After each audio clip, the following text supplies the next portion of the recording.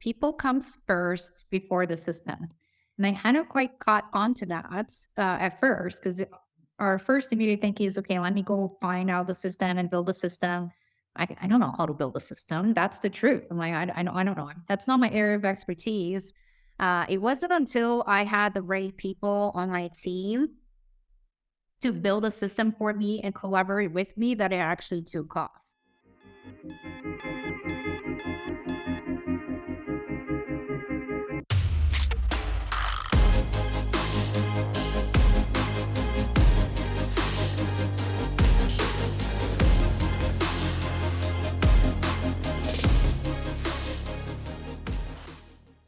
Hello, and welcome back to the Very Real Estate Effect podcast, a show dedicated to real estate investing right here in Quebec.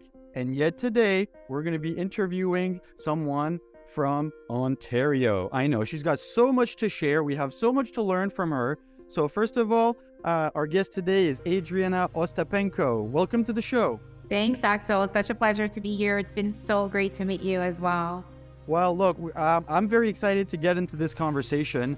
I look forward to hearing more about your story. But before we do, I just want to remind everyone who's been listening and following us for a long time, thank you for your continued support. I really appreciate. Please share this episode with a friend who you feel could benefit from this conversation. Give us a like, a follow. And for all those who are interested, you can also join our Patreon community, to which you get many advantages. And I'll get back to talking a little bit about that at the end. So, Adriana, you're based outside of Toronto. You are the in Georgetown, I believe. You're the founder of Ace Properties, and you've been killing it recently. So, first of all, how in the world did you get started in real estate investing? Yeah, crazy. Not from a real estate or investing background at all. What we did have that went on in our favor was a construction background. So my husband has been in construction for about 15 years now. So we had that background, which led us to working with some real estate investors that were doing high-end flips here in Ontario. And that was really my first light bulb moment of, we were hired to do all the work. I'm like, okay, how do we also all the house and live here and get access to that kind of profit as well? So that's really was my first light bulb moment that there was something else that we could do, but there was a why behind it. Obviously, I feel like anything that we do that's significant in life, it's got to be either for motivation or inspiration. And I was motivated into real estate because my mom went through a mental health situation and had moved in with us. And I had two little kids at home, 1-year-old, 1.5-year-old. And all of a sudden I felt the weight of not do we have to support my own family? I have to now support beyond, and wondered, how does it that you make wealth? How do you create money beyond your paycheck to paycheck?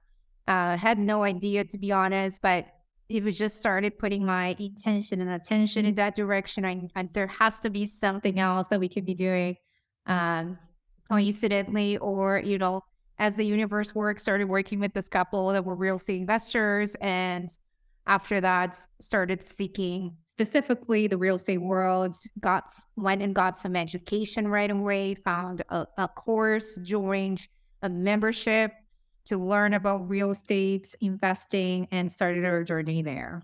Nice. So as you said, you really had a reason why, and you had an intention of actually seeking some expert advice and going for it. So can you kind of share what was your first deal like?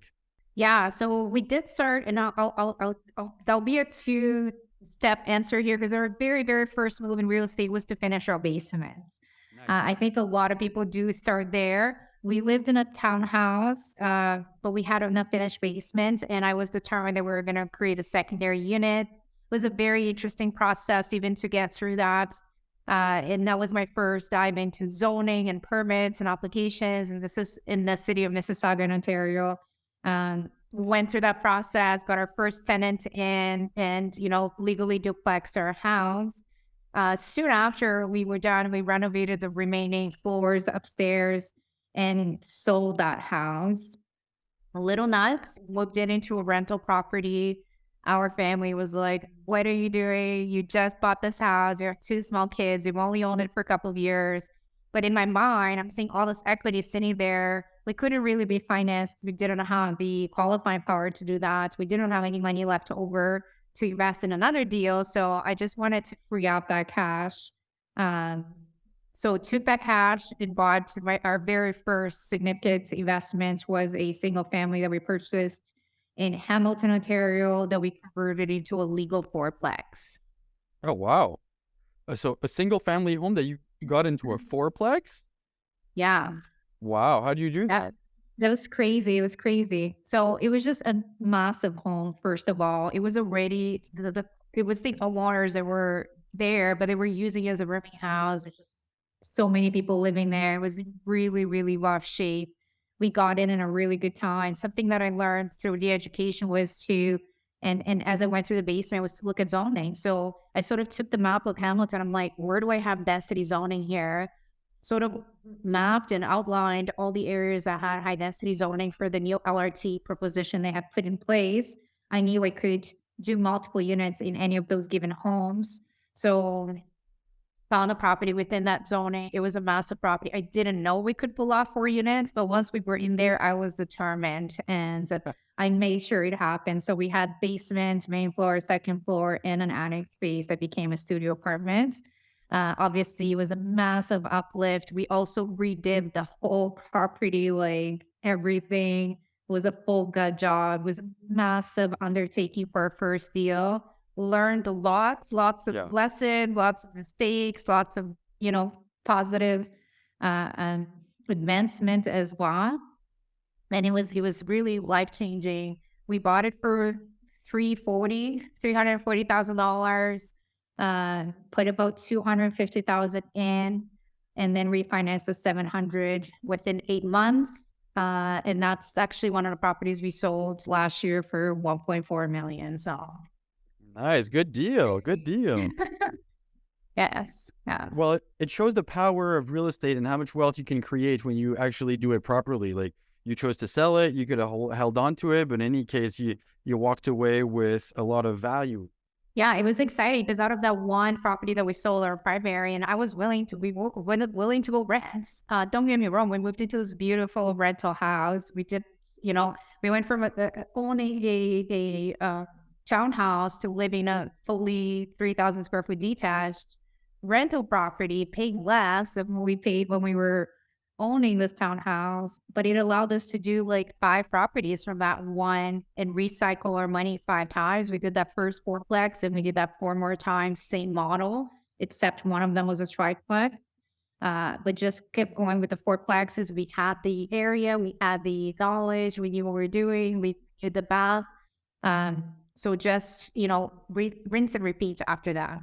Yeah. Yeah. And as you said, then you kind of get on that bandwagon and you developed a good model and you just want to crank it and crank it. So is there a moment where you started to realize that you wanted to do bigger properties and go into like bigger multifamily properties? Yeah. Yeah. So, but let's say 3.5 to 4 years in, we had just closed on our last 2 deals. We ended up doing 2 at a time on the very last goal because again, we had such a good roll. And I started feeling like, okay, so it took us about 4 years to get to 20 units doing the fourplexes, which was exciting and life-changing for us.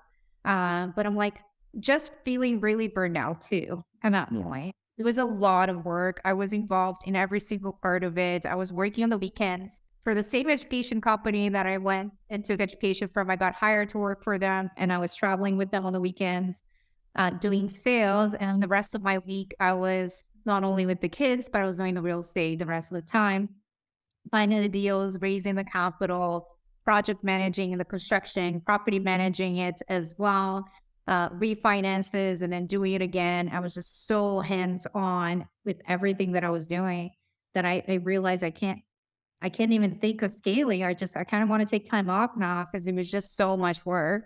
So I started to take a moment and ask myself, how do I scale but do less?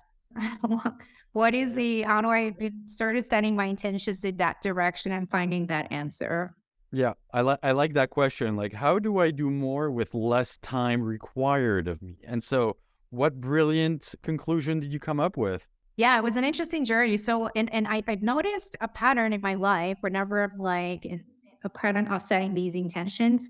I went through another round of seeking education. I joined a mastermind. I started getting coaching, business coaching and personal coaching, and just started again investing in myself because of what I realized for you to level up or change, it's about becoming somebody else. It's about the process of evolving. Uh, for me to evolve, I can't do that without changing my thoughts, my beliefs, my values, my systems. So that's really what I started to focus on. Like, I don't have an answer. I can't even imagine what the answer is, but I know it's out there. So I'm just going to put some time and effort and invest in myself to expose myself to what else is out there and where to find these answers. And then I'm talking to a lot of good people. By that time, I had already grown up quite a nice and amazing network of people in my life. So I really reached out to uh, people that I knew that were doing well in real estate, that were successful, that had been doing it for many years, and just started picking their brains. Like, how has it been for you? What do you do? What's your strategy? What have you liked? What haven't? What have you learned? And I really found a common theme in people that were doing for 15, 20 years that a lot of them were in the multifamily space. Mhm. I'm like, okay, tell me about multifamily. I don't know much about it. How does that work? What does it look like? How do you do that? Um, just went into that area of research and understanding what the multifamily space looks like. The moment I got it, it takes me like, a bit of like research and understanding and reflection. Is this the right strategy for me? Am I interested? Is it going to take me to my goals? And once it makes sense to me, no, I got to put it into implementation. I don't know how else to do it. I'm just going to have to go buy one. I'm just going to go buy a multifamily. Oh, we'll go from there. Yeah, yeah.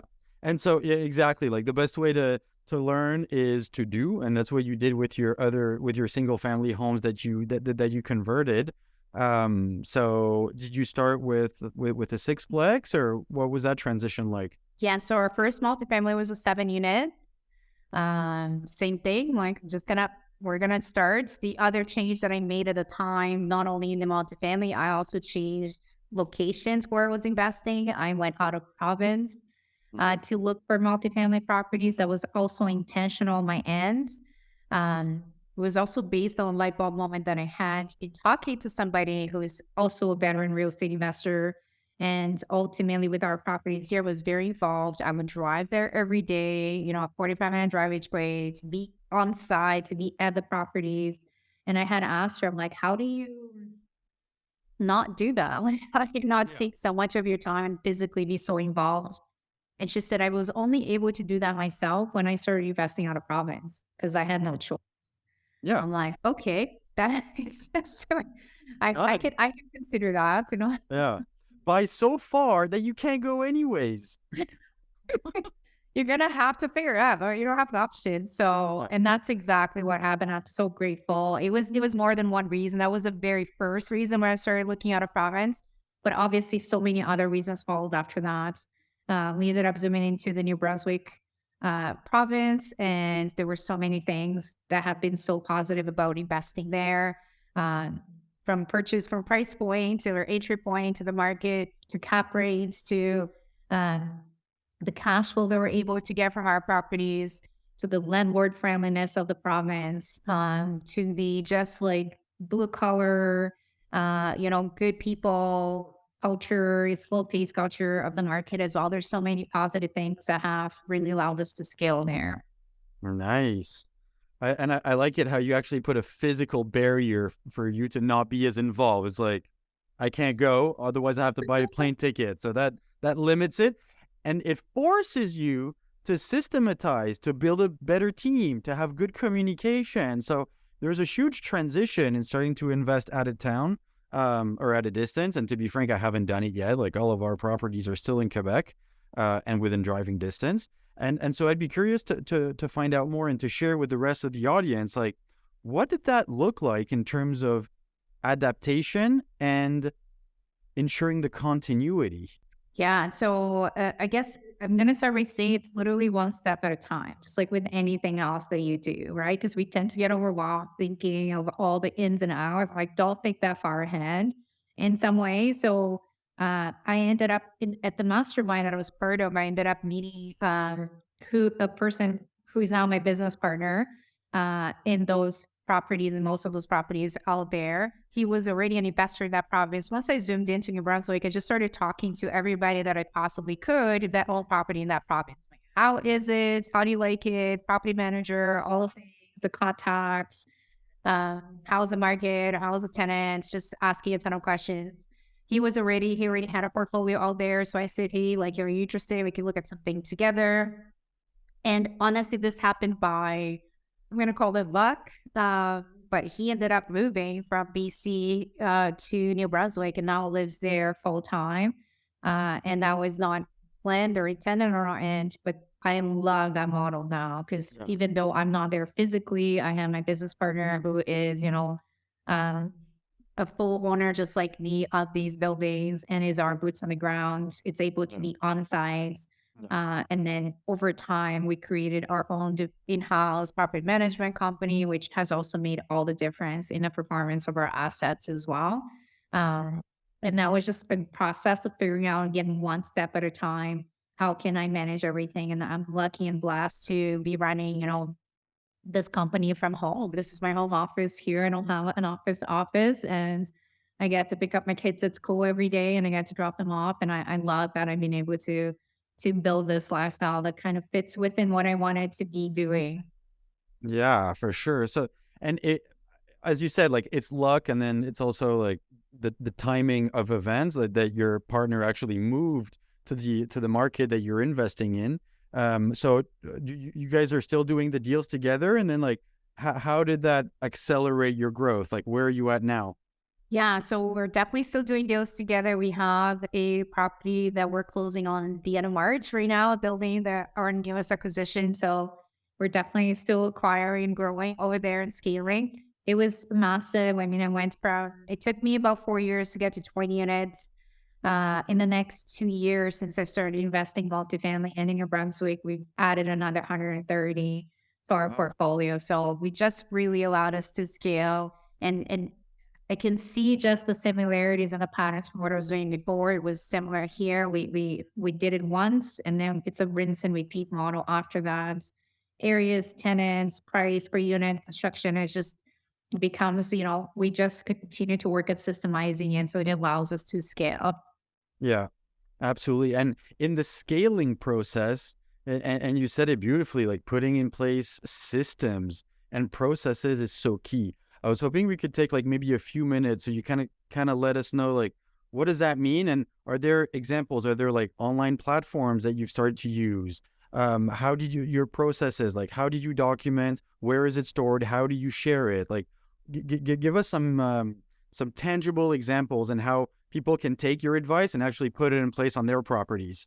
Yeah. So the biggest learning that I had, it took me like started 2022 with the full focus of this is the year that I'm going to systemize, automate, hire all the things so that I can continue to scale because I can't scale my time anymore.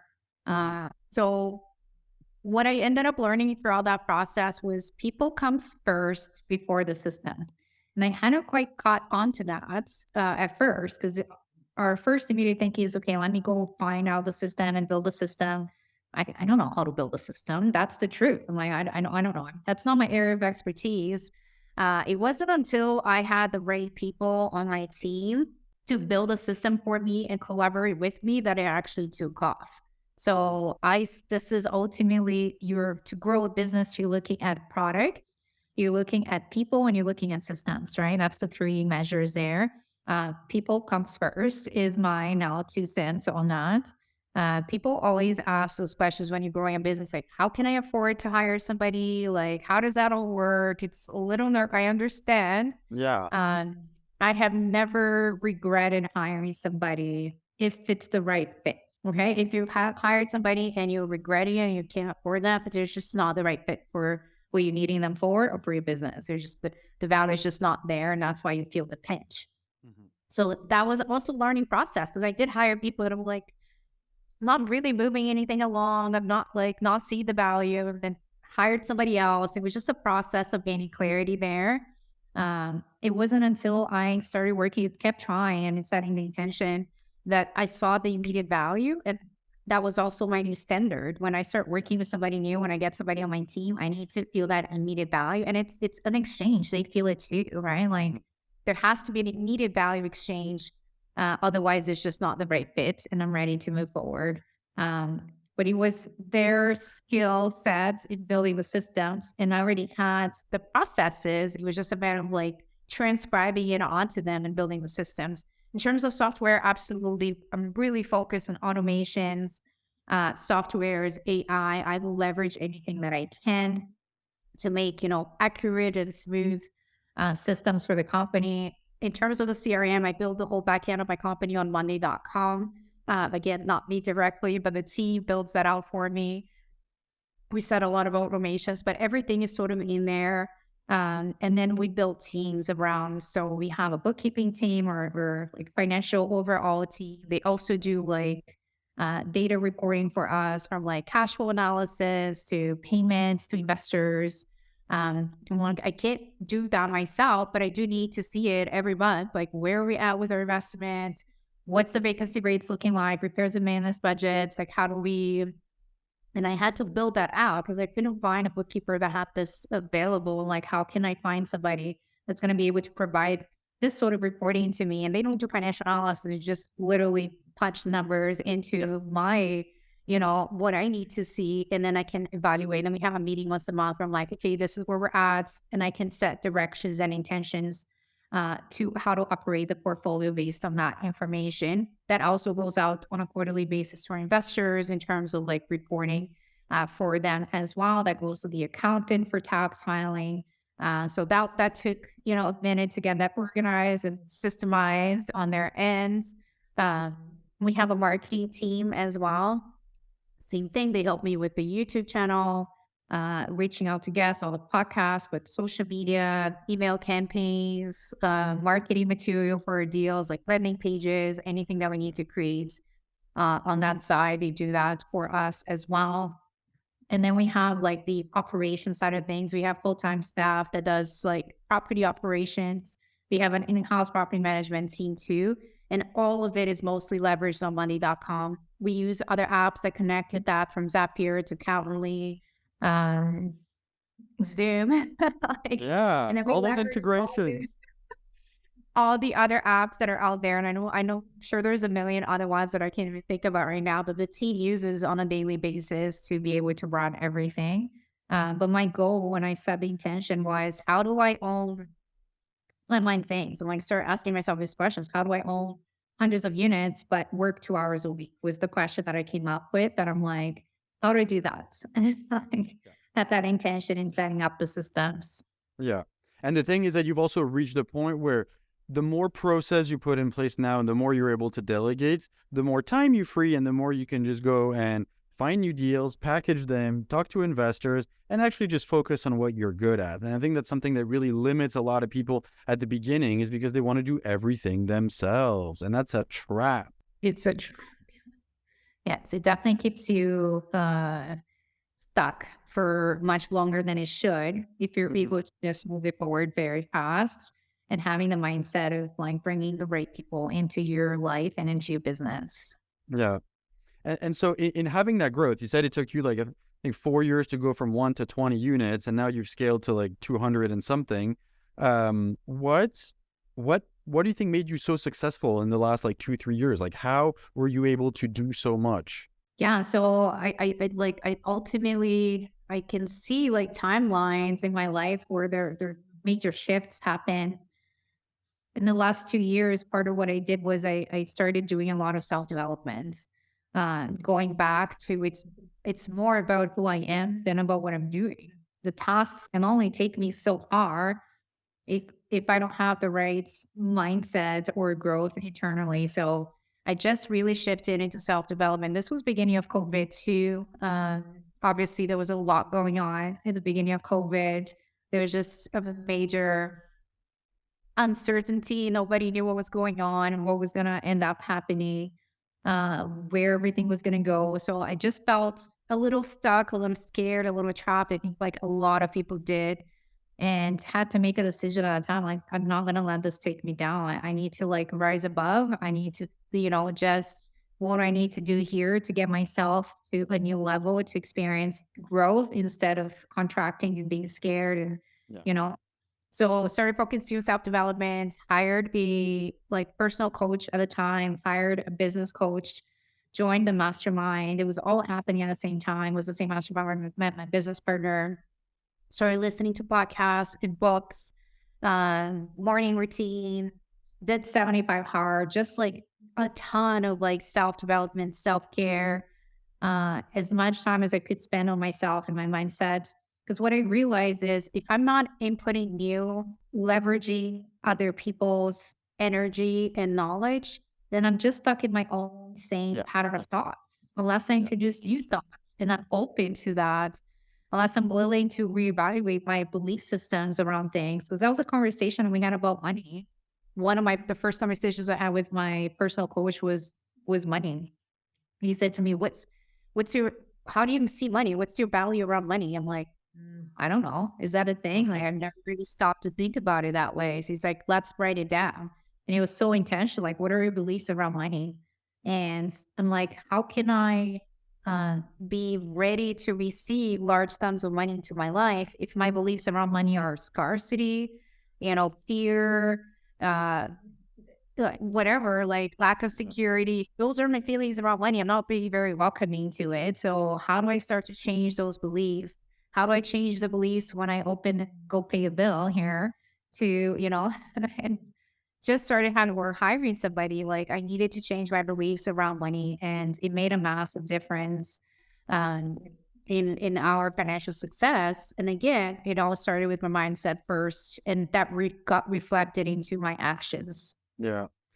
Just hearing you describe your evolution over time, I love it because it seems like every successful individual, right now we're obviously very focused on real estate, whether it's real estate, whether it's tech, whether it's sports and high performers, whether it's any other domain, I find like at some point, it really stops being about the technical and it's really just about the mindset. It's about the openness. And you said like also the openness and have the ability to welcome new things that might disrupt the equilibrium, but with time will create a balance that's just further up. And anyways, I find you presented it really well, where you just focused on yourself and you focused on your well-being and your state of mind. And for so many people out there and probably that you've met as well, that are like, oh, I'd love to invest in real estate, but like, and the first thing they do is like list all the limits that they have. I don't have capital. I don't know where to go. I don't know if I can trust someone else. I don't know this and that. And it's like, okay, well, look, stop and then just think for yourself. Who do you want to be? What does that look like? Then you can start to move forward. So here's what's interesting about that, and you just spoke to it, and you will, if somebody else listening to this, you're going to start noticing it too. For most people, the way our brains work and our patterns of thoughts is the moment you think of something, your first thought goes into risk mitigation or like, what's the problem? And then the next few sentences, it explaining to yourself and to other people why you are where you are. Okay. So, oh, I really wish I could do real estate and be financially free, but I have this thing with my family members. And the reason is when I first got married, this happened and this is the conversation. Like, this is the problem. This is how I got to this where I am, just constantly explaining why you can't do the things that you want to do. And this is just such a common like way that our brains think. You go to a dinner party and you're sitting down with people and you will hear that and you will notice that type of conversation. I no longer spend time there and I'm really No. intentional about my thoughts process. I'm really intentional about my feelings because my feelings really give me a signal that my thoughts are not in the right direction. When I'm having a conversation with you, if I start feeling anxious or stressed or worried, I already know that I'm taking my thoughts in the wrong direction here. Yeah. And it's then my ability and my intention to redirect them into the direction that I want them to go. If I'm hoping to be successful, this is a conversation I need to be happy. It's around success, it's around victory, it's around conquering, it's around business, it's around money, it's around, mindset, and not in the other direction. So it's living intentionally that way makes a massive difference. in the direction that you design your life in. Yeah, there's so much in there. I'm so glad you shared all this. And again, like, you're a beautiful example of how that intention will lead to success, and your track record speaks for it. Adriana, if anyone wants to know more about you, what's the best way to get in touch? Yeah, great question. So I'm on social media quite a bit, Facebook and Instagram. They're both my name, Adriana Ostapenko. Feel free to give me a follow there. I have a YouTube channel at Ace Properties and a website at ace-properties.com. Feel free to check it out as well. Yeah, perfect. And we'll also put it in the show notes. If you have any other questions, or if you want to know how to find out more about Adriana. So thank you very much for sharing your story. It's very inspiring. And again, to everyone listening, if Adriana can do it, you can do it too. You just have to choose. You have to want it hard enough, and you have to put in the time, because it didn't just fall from the sky for Adriana. So thank you very much for your participation, Adriana. It's a pleasure to have you today. Thanks, Axel. It was amazing. Looking forward to chatting again soon. Oh yeah. Sorry. So to everyone listening, thank you for following. Again, share this episode with a friend who could benefit and be inspired by this story. And we'll talk to you again next week. As usual, research your market, go make some offers. Thank you very much, and I'll talk to you next week. Signing out.